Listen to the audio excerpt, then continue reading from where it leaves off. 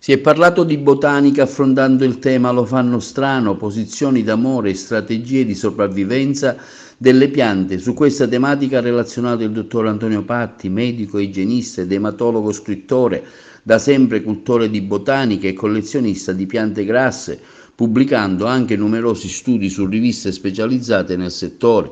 L'iniziativa è stata curata dall'associazione EPEA, diretta dal professor Elio Di Bella. Ascolteremo un esperto di botanica e conosceremo molti aspetti davvero interessanti sulla riproduzione del mondo delle piante.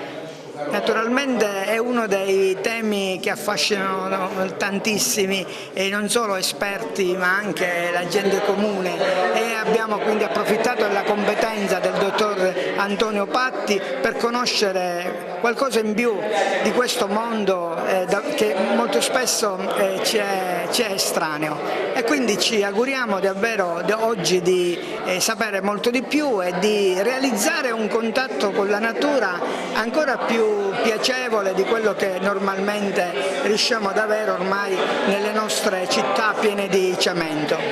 Parliamo di strategie, di come le piante riescano a difendersi in un ambiente molto spesso ostile, non potendo scappare come facciamo noi nella savana, e soprattutto come riprodursi.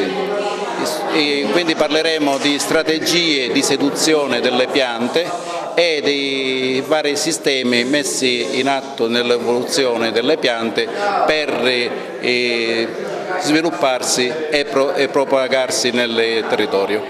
So che lei ha una bellissima collezione di piante a casa. Da cosa nasce questo amore verso le piante, questo suo pollice verde?